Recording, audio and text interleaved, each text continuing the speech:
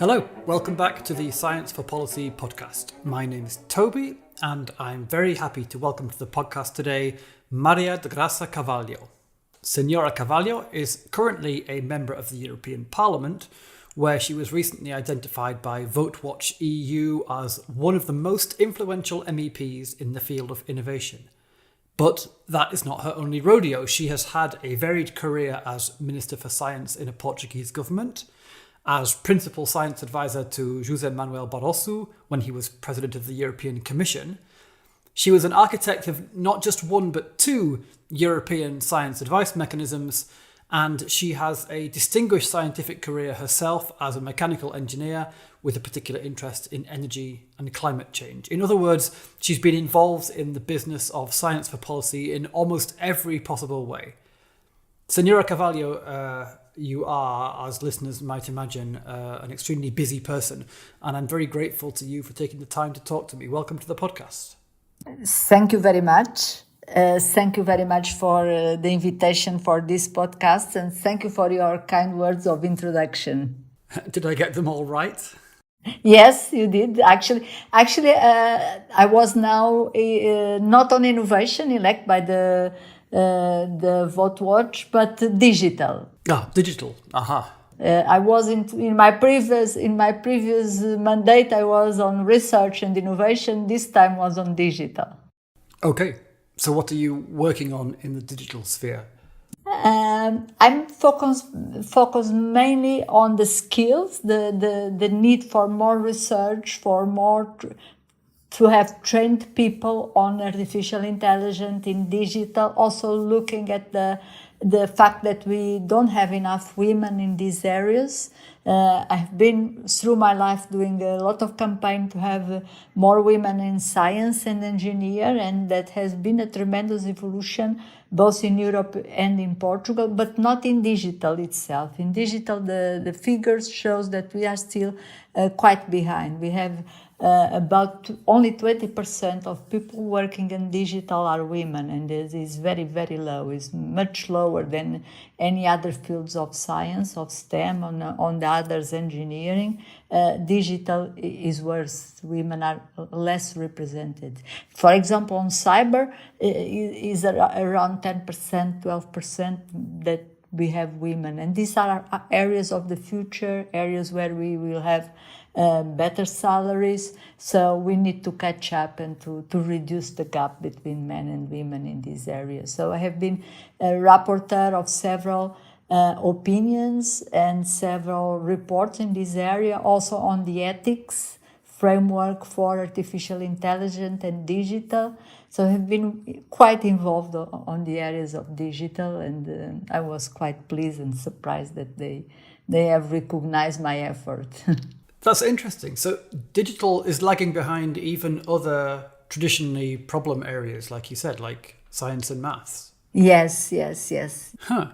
Why do you think that is? I think that is a question of perception. It's very important, special for young girls. For example, in Portugal, we have done a big campaign for many years that we are doing this campaign since I was minister and even before with the minister Mariana Gago to bring the attention of very young girls to science. Small kids, 5, 6, 7 years, and to have museums for young children that talks about science. And it's very important that they start liking the scientific subject and being attracted. And we have not done the same effort on digital. Young girls see the digital, for them the nerd is a young boy playing games in the digital games, and rarely is a girl. So we have a problem of perception here. They are very good users, they use, but they don't want to go deeper than that. We have even the numbers are going down compared with the 80s. All over the world, we had already in the past more women on digital that we have now. So that is the problem. We are not increasing, we are not succeeding to lower the gaps. We need to do something about it. Yeah, okay. Well, good luck. It's clearly an important issue. So let's talk science advice, because you have a very interesting story, I think, in the European field. Before you were an MEP, you were a science advisor to President Barroso when he was president of the European Commission from 2006. What were things like in Brussels when you first arrived here? What was the state of science advice, the culture of science advice that you inherited? There is a tradition of scientific advice in the European Commission, but at that time was done in a different way of today. It was mainly based on groups of experts. For each DG, each commissioner would have their experts to advise them. So always science, evidence, and evidence-based has been a principle of the Commission, but is mainly based on committees of experts, and also the Joint Research Center has played along the last years a big role of providing reports and science advice to the different DGs and the different sectors of the Commission. President Delors has created a small unit to advise him, and this was Cellule de Prospective, that after became the BEPA, that was exactly where I was. So I was principal advisor of President Barroso, including BEPA, and there we had a group of experts that would advise directly the president. BEPA is the Bureau of European Policy Advisors. European Policy Advisors, yes. That has changed the names, but the function has been mainly to advise the president of the Commission. So I would say that President Barroso started feeling that the fact that we had a lot of science advice, but in a fragmented way, we would need to have something that would give more visibility and unification to the science advice. And he decided to go a step further, and on top, keeping everything that exists, but going a bit further and to create a model more Anglo-Saxonic, to have a principal chief scientific advisor. At the time, he compared the different models, and there are pros and cons in the different models. For example, there was a possibility to have not only one person, but to have a small group of chief scientific advisors, but he chose the model of one chief scientific advisor. The big advantage of have one chief scientific advisor is the visibility, especially if it's someone quite outspoken and that communicates well. There is an added value of communication and dissemination of the science advice process. So in a certain way, he decided to go that step, and was for the first time the European Commission had a chief scientific advisor, that was Anne Glover, that was backed by the BEPA itself, and also by the GRC, and also by the other committees that exist. So she could request the support of all the committees that exist and continue to exist inside the European Commission. So that was quite historic, and I think President Barroso is someone that understands very well the importance of science and the importance of having policies that are based on science that already exist in the Commission, but he wanted to give it more visibility. We want to give it more dissemination in this way that things are done in Europe. As you know, President Juncker decided not to continue with this model, and at the time he asked the Commissioner Moedas to study other models that could be set up. And at the time I was senior advisor of Commissioner Moedas, and I helped him to prepare a report that we did for President Juncker, where we compare the different models that exist in the world. And it's mainly, I would say, mainly three models. One that is a chief scientific advisor, the second is a group of advisors or chief advisors, and the third, based on academies or institutions that advise the government, or some countries that have a mixture of the three or two of these models, but the category are mainly these three categories. So in certain way, we proposed also a mixed model that would combine a group of chief scientific advisors supported by a unit and together with the academies, European academies. So in certain way, a hybrid model from the ones that exist and we could see that exists in the world.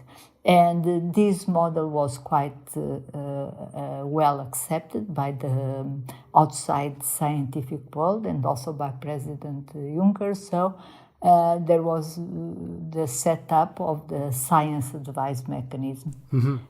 That is a complex system, but is probably the best system that you can, because Europe is complex, but it works well. So we have a group of chief scientific advisors, 7 chief scientific advisors, that are supported by a unit, that now this unit is in DG Research and Innovation, and that it has also scientific support of the top European academies of science, of engineer, of medicine, and that give the scientific basis also to these chief scientific advisors. So it's this mechanism that produces opinions on the complex issues that are requested by the president, by the commissioners, or the mechanism itself can have the initiative to propose a topic and to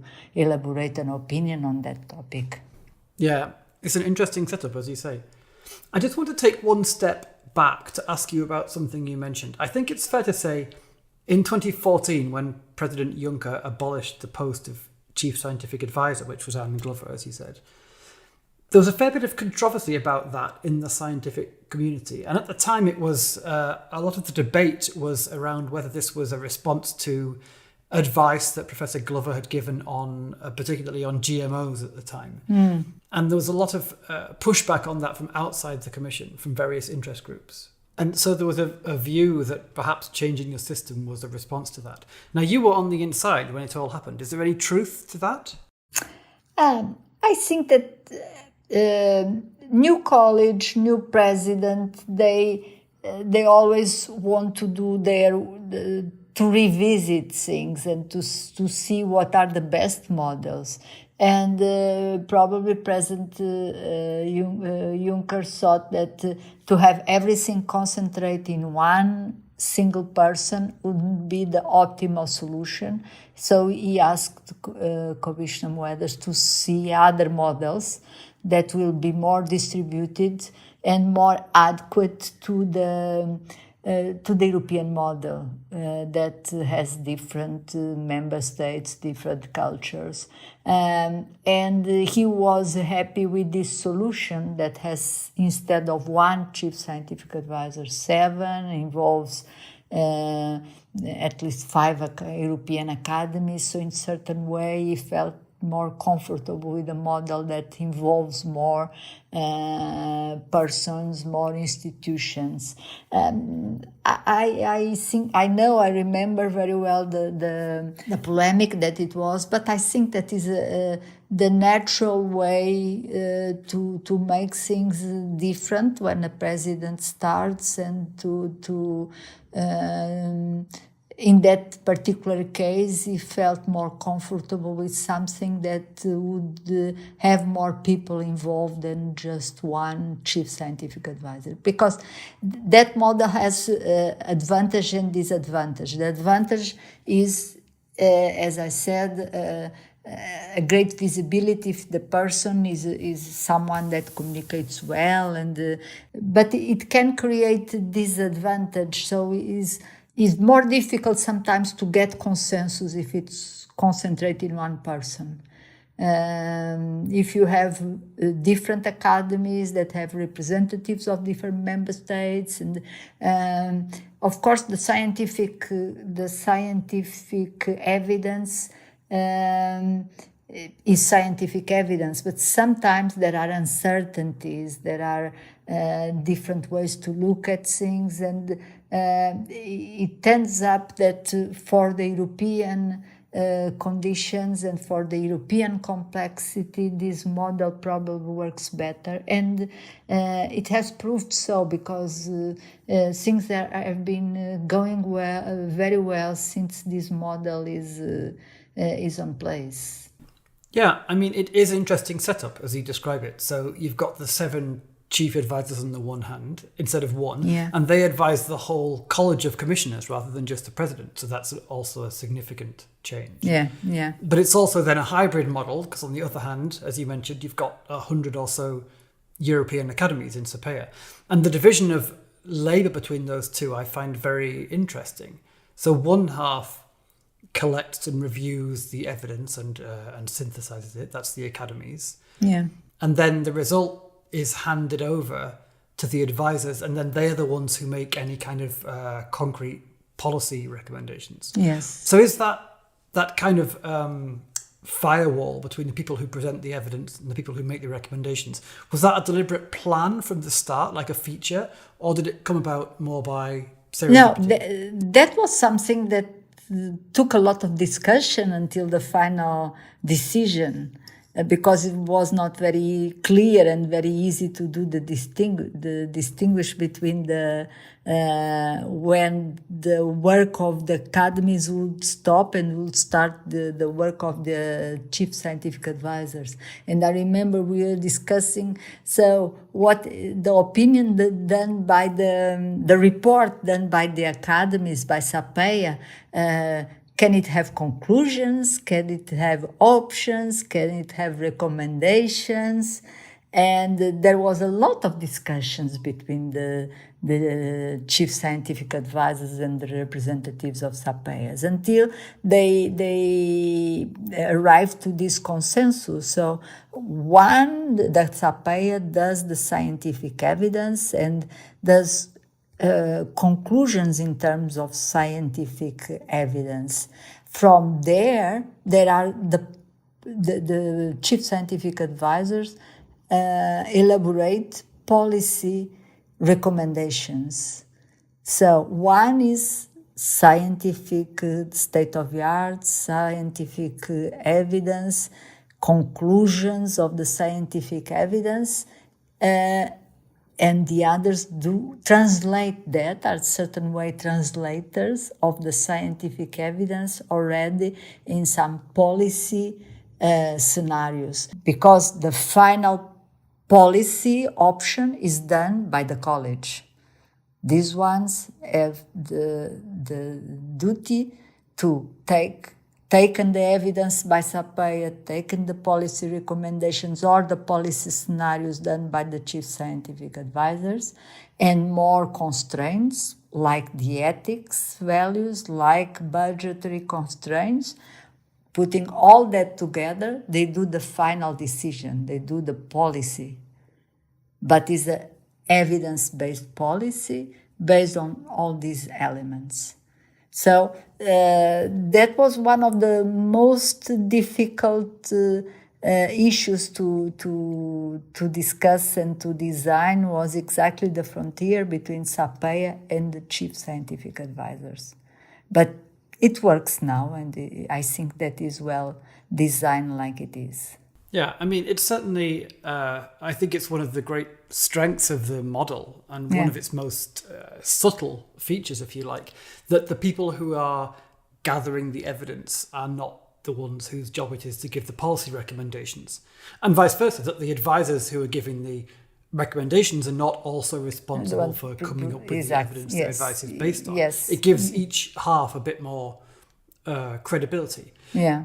But certainly the price you pay is a bit more complexity, because it's quite an intricate setup, and for me, yes, now it's my job to explain to people how it all works. Well, you've certainly bequeathed me a few headaches. And of course, as you've also mentioned, these still aren't the only elements in the EU's, the trendy phrase is the science advice ecosystem. Yes. Because you've also got the Joint Research Centre, the JRC, which actually predates all of this that we've been talking about. And you also have the group on ethics in science and new technologies. There's a lot going on here. Do you think this is another strength of the system? Yes. How does it? The GRC. Yes. The GRC, I would say mainly two differences when you compare the GRC with the science advice mechanism. First, the GRC is mainly a body that works for the DGs itself, not directly to the president or to the college. Probably is not the most important topic, but it's important to say that. Second, they are part, like SAPEA, they can provide, and they do many times, provide science evidence also to feed in the 7 chief scientific advisors. They also received a lot of information from GRC, and that is important. The main difference between GRC and this mechanism is that GRC itself is not a completely independent mechanism. GRC is a DG, and it's nothing wrong to be a DG, but it's a DG. It has a whole hierarchy, director general, directors, head of units. They are, the persons producing the reports are officials. That has the independence and the ethics of an official, and we trust them, but they are not a body independent of the Commission. And in very complex issues, this difference may be important. Yeah, this question of independence. And how about the now the ethics? Yes. The ethics, the objective and the mission of the ethics is completely different and complementary to the scientific ecosystem. And the European Group of Ethics in the beginning was mainly devoted to biology, bioethics, but as with the time has evolved and is now looking in many areas, ICT, artificial intelligence, even energy. So a lot of decisions on agriculture. So a lot of decisions have ethical implications. So they look at the ethical implications of the decisions that will be taken by the European Commission. And this is what I said is the science-based, so the reports of SAPEA and chief scientific advisors, together with the reports from the European Group of Ethics, that the college makes the final decision, together with other constraints that they will have, administrative, budgetary constraints. So it's the mixture of this that an informed decision is taken by the college. Yeah, and I can see the logic of separating the ethical elements to a different group. Yes. And the curricula of the group of ethics is completely different from the chief scientific advisors. Of course, they are 15. They usually have 2 or 3 scientists that you can say that has a similar CV of the chief scientific advisors, but after you have people from philosophy, in ethics itself, theologists, and lawyers, and so that look to the subjects from a more ethical and from the ethical point of view. So you have a lot of philosophers in that group that with the speciality of ethics. Yeah, thanks. That's very clear. So now I want to ask a question that politicians hate to answer, but this mechanism that you helped to design has been running for what, about 7 years now? Yes. Yeah. So what would you do differently? What has not worked out the way you hoped? I think doesn't have enough visibility. Right. And it, for example, when was only one chief scientific advisor, and Glover had more visibility than the 7. And this is always the case. When we compare the different models, we saw that countries like Australia or New Zealand, that you have a chief scientific advisor, one person. This gives more visibility to the system than when you dilute it in 5 or 7 chief scientific advisors. And it's a pity because it works very well, but the visibility is less than when you have one person. Yeah.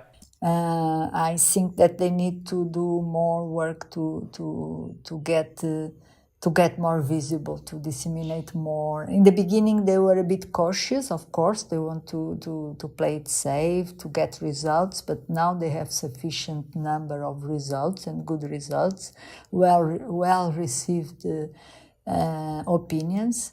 And this is also true for SAPEA. There is not a lot of people, mainly in the, for example, in the parliament, that is in the Brussels Beltway, never mind the member states. The member states, I don't think that even know that the system exists. But even in Brussels, I suppose, in the parliament, not a lot of MEPs know about the system. Well, you and I are talking. The work starts here. Yeah, but I'm a special case probably on that. Yeah. But the MEPs that knew more about the system and they were big defenders on the system were the British, and they left. Don't. So now they have to get some key MEPs to defend the system and to speak out for the system. But I'm talking about the parliament, but it's not only the parliament, all the stakeholders, all the lobbyists, the think tanks. I don't think that the system has enough visibility. They need to work more on that part. Yeah. On the dissemination. Yeah. So, since you've mentioned Parliament, and it would be remiss of me not to ask you about this too while I have you. Yeah. Of course, parliamentarians, like commissioners, also have to make policy decisions, which are often increasingly complex and technical, where scientific input is needed. Yeah. What kinds of channels are available to MEPs to get that kind of advice? And does it do the job? We have the EPRS, the system in the parliament that produces opinions, a bit like the SAM. They don't have independent chief scientific advisor, but they have a quite good, qualified staff to produce these opinions. And they have a policy department. There they are more target on the reports that we are doing in the committees. And they developed for each, I won't say all of them, but to the main reports that we need to prepare, they elaborate reports with the science evidence that are quite useful. But there are departments inside the parliament. And do you find that MEPs really use them? I mean, my experience of Parliament is that the main source of policy advice, science and otherwise, comes from the political side. From the political advisors, you mean? From the advisors, yeah, or from the groups, or from national parties? Yes, but I think more and more people use. I'm not sure if the MEPs themselves, but the assistants, the group advisors, the secretariat of the committees, they really use these reports.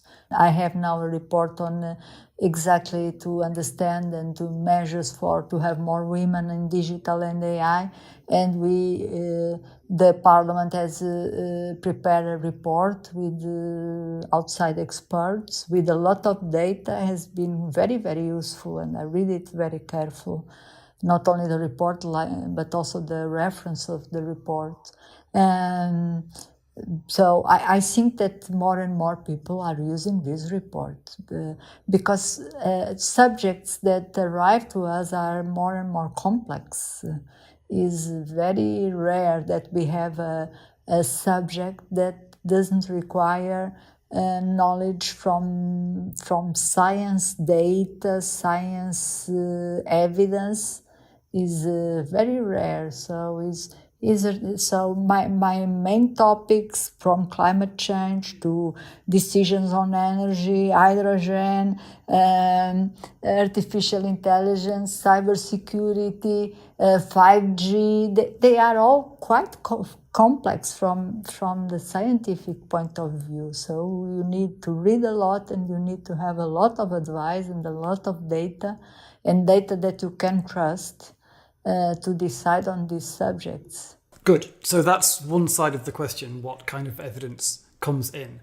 And then the other side of the question is what kind of evidence remains when the policy is made. So I ask because I used to work for an MEP, one of the British MEPs whose loss we were just bemoaning. And he was on the Fisheries Committee, where a lot of the work is very heavily dependent on science. And he used to say that you could watch the whole legislative process, starting with the Commission proposal and finishing with the final regulations. And it was a long process of the scientific evidence gradually being weakened and watered down. So you would start with the scientists advising the commissioners on whatever it was, maintaining healthy fish stocks, for instance. And then the commission would say, okay, that's great, but we have to give the politicians something they can accept. So they would soften it a bit. And then it would go to Parliament and Council, and they would negotiate and compromise, and it would get softened again, not to mention conciliation and what happens there. And by the time it came out of the other end, the original science wasn't really recognisable anymore. Now, I know that's quite a cynical view. Is there any truth to it? I think things are changing because of the same reasons. Things are more and more complex, and they really need to be based on science. And the ultimate is the pandemic that we are gone through, that you really need to be guided in any decision. You need to have evidence, even evidence that that still do not exist, but you really need, now you understand that you need to be guided by science, and the scientists need to tell you what are the best solutions, even if you don't go exactly the way they are telling you, because there are constraints like economic constraints, but at least you need to know what are the consequences of your decisions. So more and more the politicians are understanding that they cannot disregard science. I suppose it's going to be more and more after this dramatic experience of the COVID-19, that we really understood that we need to take very serious all the evidence and all the scientific evidence. Yeah, well, let's hope so. A silver lining. Yeah. Before we finish, I'm interested in your personal view on this. Most MEPs are generalists, of course. They don't have a scientific background, but you do. Do you feel like that gives you any kind of advantage in your work in Parliament?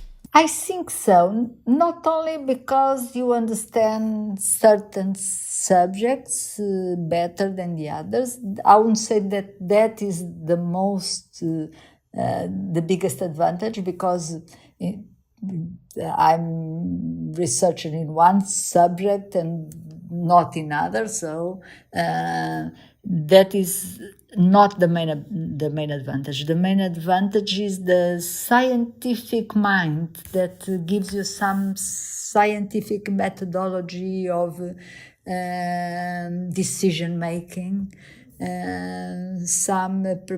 like the researchers prepare me to make decisions in research. So I applied the same methods when I was in government, when I was doing policy advisor to President Barroso or Commissioner Moedas, and in the parliament itself. So the scientific method and the scientific way to decide, to do a literature review, to design the different options, to study the advantage and disadvantage of each of the scenarios, and to conclude. I use this methodology like I use in my research to any decision that I have to take in my professional life and even in my private life. So this is the big advantage, is the way you are used to solve problems in a scientific manner. Yeah, well said. Well, thank you so much for taking the time to have this conversation. I've learned loads. I hope you found it interesting too. Okay, thank you very much. The Science for Policy podcast is produced by SAPEA. We're a consortium of Europe's academies and learning societies, and we're part of the European Commission's scientific advice mechanism. We provide evidence and expertise to inform the work of the group of chief scientific advisors. SAPEA is funded by the EU's Horizon 2020 programme for research and innovation, and you can find lots more information about us and our work at sapea.info. Finally, the rather lovely cello music that's playing right now is performed by Elizaveta Sushchenko, so I shall shut up and let you enjoy the last few bars. Bye for now.